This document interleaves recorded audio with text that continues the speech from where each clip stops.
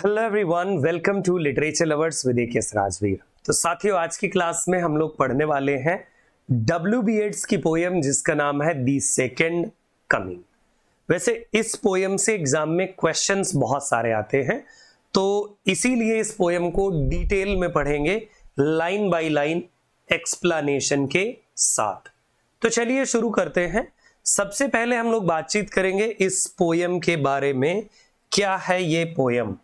तो देखिए, W.B. येट्स की ये जो पोयम है पहली बार 1919 के टाइम पीरियड में पब्लिश हुई थी। कहां पर पब्लिश हुई? तो गाइस, दी डायल नाम की मैगजीन में, जो एक अमेरिकन मैगजीन है, उसमें ये पब्लिश्ड हुई थी। उसके बाद लेटर ऑन इसके अलग अलग जो पब्लिकेशन होते हैं, सो W.B. येट्स का ही एक पोइटिक कलेक्शन था, Michael Roberts and other poems. तो उसमें फिर लेटर ऑन 20 के टाइम पीरियड में 19 इसका पब्लिकेशन हुआ, इसी पोयम का दी सेकेंड कमिंग का। दी सेकेंड कमिंग में गाइज एक इन्होंने सिंबल यूज किया है, और ये सिंबल है GYRE यानी जायर का। आपको मैं बता दूं कि अगर आप किसी जैसे NTA, UGC, net set exam की तैयारी करते हैं तो वहां पर पूछ सकते हैं कि जायर नाम का सिंबल लिया कहां से है। तो W.B. येट्स का एक जो है एसे है, उसका नाम है द विजन, तो उसी से ये जायर नाम का सिंबल इन्होंने लिया हुआ है। इस पोयम से एक टाइटल भी लिया गया है गाइस, और ये जो लाइन है यहां पर, ये जो नजर आती है ना, थिंग्स फॉल अपार्ट, तो ये जो लाइन है थिंग्स फॉल अपार्ट, तो इन लाइंस से टाइटल लिया है किसने? तो लिया है चिनुआ HB ने, थिंग्स फॉल अपार्ट। तो ये जो टाइटल है ये एक नॉवेल का टाइटल है ना, बाई चिनुआ HB। ये एक नॉवेल है जो इन्होंने यहां से टाइटल लिया हुआ है। चिनुआ HB ने एक ट्रिलॉजी लिखी हुई है, अफ्रीकन ट्रिलॉजी, तो उसी में से एक है ये थिंग्स फॉल अपार्ट, तो ये टाइटल भी जाता है। ये जो पोयम है वर्ल्ड वॉर फर्स्ट के बाद के टाइम पीरियड की पोयम है। इस पोयम में कई सारे ऐसे सिंबल यूज किए गए हैं, जैसे एक वर्ड आएगा इस पोयम में, स्प्रिटस मुंडी। स्प्रिटस मुंडी मतलब एक किसे माना जाता है स्प्रिटस मुंडी? तो बस आप ये कह सकते हैं कि स्प्रिटस मुंडी एक कलेक्शन ऑफ इमेजेस है, जो अलग अलग तमाम तरह के जीवों का, जो मतलब तमाम तरह के जो जीव जंतु हैं उनका जो कलेक्शन है, उनकी इमेजेस हैं, वो स्प्रिटस मुंडी में मिलती है। चलिए अब हम पोयम को शुरू करते हैं बिना किसी डिले के। तो देखिए, पोयम शुरू होती है आपकी यहां से, turning and turning in the widening gyre, the falcon cannot hear the falconer. यानी यहां पर पोएट कहना चाहता है कि जो फाल्कनर है वो फाल्कन का मालिक हुआ। तो turning and turning in the widening gyre, gyre किस तरह का होता है? तो कुछ इस तरह का जायर होता है, अगर आप देखें इस तरह का जायर है ना। तो जब जैसे को जो फाल्कन बर्ड होती है, तो जब वो उड़ती है ऊपर को, तो ऐसे नीचे से छोटे से बड़ा घेरा बनाती चली जाती है और ऊपर चली जाती है ना। यस, तो पोएट कहता है कि चौड़ी होती हुई परिक्रमा में घूमते घूमते जो बाज है, जो फाल्कन है, वो अपने मालिक यानी जो उसका फाल्कनर है उसकी वो आवाज नहीं सुन पाती। बात समझ रहे हैं? और आप ही समझिए कि जब आपकी बात जिसे आपको माननी चाहिए वो बात आपकी नहीं मानेगा, तो हो सकता है कि वो अलग या गलत डायरेक्शन में चला जाए। तो इसीलिए पोएट कहता है turning and turning in the widening gyre, यानी चौड़ी होती हुई परिक्रमा में घूमते घूमते जो बाज है वो ऊपर चली जाती है, and falcon cannot hear the Faulkner. तो जो फाल्कन बर्ड है नाउ वो फॉलो नहीं कर सकती इंस्ट्रक्शंस को given by the Faulkner. Poet कहता है things fall apart the centre can not hold. और ये बात यहां से क्लियर होती है कि जो ये फाल्कनर है और यहां पर जो ये फाल्कन बर्ड है, ये जो फाल्कन है और ये जो फाल्कनर है यहां पर, है ना, तो यहां से एक चीज क्लियर होती है कि अब जो है इसका कंट्रोल नहीं है। मतलब थिंग्स फॉल अपार्ट, चीजें इस तरह से बिखर जाती हैं, सेंटर कैन नॉट होल्ड, और इस तरह से सेंटर जो होता है, द सेंटर ऑफ कंट्रोल या कंट्रोल सेंटर अपना कंट्रोल खो देता है ना। Yes, mayor anarchy is लूज्ड upon the world. अब जब चीजें इधर उधर बिखर गई, सेंटर का कंट्रोल नहीं है, तो फिर क्या होगा? Mayor anarchy is लूज्ड upon the world. पूरी दुनिया में क्या होगी, अराजकता फैल जाती है। इस तरह होने से पूरी दुनिया में अराजकता फैल जाती है। Blood dimmed tide is loosed and everywhere the ceremony of innocence is drowned. फिर क्या होगा, the blood dimmed tide is लूज्ड।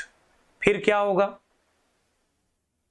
चारों तरफ सिर्फ और सिर्फ ब्लड डिम्ड टाइड, खून खराबा फैल जाता है चारों तरफ। क्यों? क्योंकि अराजकता है ना दुनिया में, और दुनिया में जब अराजकता होगी तो लोग गलत करेंगे, चारों तरफ लोग गलत करते हुए नजर आएंगे। फिर blood dimmed tide is loosed, इस तरह से चारों तरफ सिर्फ खून खराबा फैलता है। And everywhere the ceremony of innocence is drawn, और हर एक जगह जो निर्दोष हैं उन निर्दोषों के साथ क्या होगा, उनके साथ गलत होगा। And everywhere the ceremony of innocence is drawn, कि जहां निर्दोषता होनी चाहिए, निर्दोषता नाम की चीज धीरे धीरे खत्म हो जाती है, और जो निर्दोष हैं उन्हीं को दोषी बनाया जा सकता है। क्यों? क्योंकि अराजक लोगों से तो कोई बात करेगा नहीं। The best lack all conviction while the worst are full of passionate intensity. The best lack all conviction, और जो लोग बढ़िया हैं, जो अच्छे लोग हैं, उनमें कोई दृढ़ विश्वास नहीं रह जाता। अब क्यों दृढ़ विश्वास रहेगा? जब चारों तरफ अराजकता है, खून खराबा चारों तरफ है, जो भी निर्दोष लोग हैं उनको दोषी बनाया जा रहा है, तो फिर क्या होगा, अच्छे लोगों का विश्वास उठ जाता है इस तरह से। और जो बुरे लोग होंगे, while the worst are full of passionate intensity, और जो बुरे लोग होंगे वो तो यही कहेंगे ना कि अपने तो भाई मजे ही मजे हैं, अपने तो टोटल मजे ही मजे हैं, है ना। यस, जो बुरे लोग हैं वो बिल्कुल बढ़ते जा रहे हैं, दिन दूना रात चौगुना उनकी बढ़ोतरी चल रही है। अब पोएट कहना चाहता है कि जब इस तरह की सिचुएशन है, दुनिया में ये सब चल रहा है, तो पक्का कुछ ना कुछ होने वाला है। पोएट कहता है surely some revelation is at hand. देखो, रामायण में भी ऐसा कहा गया है, जब जब हो ही धर्म कर हानि, है ना, बाढ़ ही असुर अधम अभिमानी, तब ले नाथ मनुज अवतारा। और आगे भी है कुछ, लेकिन मुझे एग्जैक्ट नहीं याद। और महाभारत में भी ये बात आती है, गीता में, यदा यदा ही धर्मस्य ग्लानिर्भवतु भारत अभ्युत्थानम अधर्मस्य तदात्मानं सृजाम्यहम् परित्राणाय साधूनां विनाशाय च दुष्कृताम धर्म संस्थापनार्थाय संभवामि युगे युगे। तो यहां पर पोएट वही कहना चाहता है, surely some revelation is at hand. क्यों? दुनिया में इतनी अराजकता है, तो पक्का निश्चित रूप से सम रिविलेशन इज एट हैंड, कुछ रहस्योद्घाटन होने वाला है, मतलब कुछ नया आने वाला है, कोई नया रहस्य ओपन होने वाला है। पक्का जो रहस्य था उस रहस्य से बाहर आने वाला है। Surely the second coming is at hand, पक्का मुझे यकीन है कि ईश्वर का दूसरा अवतार होने वाला है। Surely the second coming is at hand, पक्का सेकेंड कमिंग, परमात्मा का जो दूसरा अवतार है वो बड़ा नजदीक है। द सेकेंड कमिंग, पोएट के मुंह से निकला द सेकेंड कमिंग, अरे दूसरा अवतार, वो भी ईश्वर का। Hardly those words out when a vast image out of Spiritus Mundi, और जैसे ही मेरे मुंह से वो शब्द निकले, पोएट कहता है सेकेंड कमिंग, जैसे ही मेरे मुंह से ये शब्द निकले ना, a vast image out of Spiritus Mundi, एक बहुत बड़ी सी इमेज, एक भारी भरकम इमेज, विशाल छवि एक, और वो भी कहां से, स्पिरिटस मुंडी। स्पिरिटस मुंडी का मतलब है collection image of collection of images of different spirits, अलग अलग स्पिरिट्स की इमेजेस का कलेक्शन, उसे स्पिरिटस मुंडी नाम दिया जाता है। ठीक है, यस। तो पोएट कहता है जैसे ही मेरे मुंह से सेकंड कमिंग वर्ड निकला, एक भयानक बड़ी भारी भरकम इमेज मेरी आंखों के सामने आ गई। ट्रबल्स माई शाइट, और जो मेरी दृष्टि थी, इवन इतनी भयानक वो छवि थी, इतनी भयानक इमेज थी कि मेरी जो आंखों की दृष्टि थी, यानी मैं अपनी आंखें नहीं टिका पा रहा था उस इमेज पर, अपनी आंखें नहीं रोक पा रहा था। Somewhere in sands of the desert, और ये मुझे जो दृश्य नजर आ रहा था कहां का था? कहीं किसी विशाल रेगिस्तान में जहां रेत है। Somewhere in sands of the desert, कहीं रेगिस्तान की रेत में, जो विशाल रेगिस्तान है उसकी रेत में। A shape with lion body, कैसी थी ये image? A shape with lion body and head of a man, एक शेप मेरे सामने, मुझे आंखों के सामने वो नजर आ रहा था कि लायन बॉडी है और जो उसका हेड है वो मनुष्य का है। यस, आदमी के सिर वाली और शेर के शरीर वाली इमेज थी ये।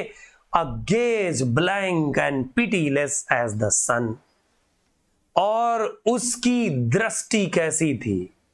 गेज ब्लैंक, एकदम निर्दयी नजर, भयानक देखने वाली। एंड और क्या था उसमें? पिटीलेस एज द सन, और सूरज की तरह एकदम टोटली निर्दयी। जैसे सूरज की रोशनी किसी पर दया नहीं करती, बहुत ज्यादा धूप हो तो क्या कम हो जाएगी क्या? A gaze blank and pitiless as the sun, भयानक इमेज, यानी कि एक निर्दयी नजर वाली, दृष्टि वाली और सूर्य की समान चमक वाली ऐसी इमेज थी। Is moving it's slow thighs, और अपने धीरे धीरे कदमों को, अपने धीमे धीमे धीरे धीरे स्लो थाइज को मूव कर रही थी, हिला रही थी। वाइल ऑल अबाउट इट, और उसके चारों तरफ अगर देखे ना, वो जो इमेज थी, मैं एक इमेज दिखाता हूं आपको। वो जो इमेज थी और इमेज के, उस इमेज के चारों तरफ जैसे ऐसी इमेज, और चारों तरफ ऊपर बहुत सारी जो बर्ड्स थी वो मंडरा रही थी। यहां पर देखिएगा, a shape with lion body, head of man, a gaze blank, pitiless as sun, is moving its slow thighs, उसकी जो जांघें थी ना वो धीरे धीरे हिल रही थी। While all about it, और चारों तरफ real shadows of indignant desert birds, और उस रेगिस्तान में जो तमाम तरह के पक्षी हैं वो चारों तरफ ऊपर मंडरा रहे थे। समझ रहे हैं? जैसे ऐसे कोई खतरनाक जीव आता है ना, तो जो बर्ड्स होती हैं वो बर्ड्स ची ची ची ची करना शुरू कर देती हैं। जैसे कोई स्नेक आ जाता है बर्ड्स के बीच में, कोई कैट आ जाती है तो ऐसे ची ची बोलती हैं। तो वैसे ही रेगिस्तान के जो बर्ड्स हैं वो ऊपर हॉवर कर रहे हैं, चारों तरफ चिल्ला रहे हैं, और नीचे ये lion body and human head वाली एक बहुत भयानक छवि नजर आ रही थी पोएट को। द डार्कनेस ड्रॉप्स अगेन, और दोबारा से फिर से अंधकार छा गया। The darkness drops again but now I know, दोबारा से अंधकार जरूर छा जाता है, लेकिन अब मुझे एक बात पता चली। बट नाउ आई नो, लेकिन अब मुझे समझ में आ गया that 20 centuries of stony sleep, कि 20 सदियों की एक लंबी नींद के बाद, एक लंबी नींद के बाद, यानी कि जो गॉड हैं वो 20 सालों से आराम, 20 शताब्दियों से आराम कर रहे थे, और उस आराम के बाद वर वेक्स्ड टू नाइटमेयर, दुनिया की ये सिचुएशन देख करके कि जो अच्छे लोग हैं उनके साथ बुरा हो रहा है और जो बुरे लोग हैं उनके साथ अच्छा हो रहा है, और चारों तरफ अनार्की है, ये सब कुछ ऐसा एक सपना देख करके बाय अ रॉकिंग क्रैडल, क्या है? वेक्स्ड टू नाइटमेयर, और इस एक भयानक सपने ने, दुस्वप्न ने उनकी नींद तोड़ दी है। Yes, and by a rocking cradle, और उनके जो पालना जिसमें सो रहे थे उसको डिस्टर्ब कर दिया है।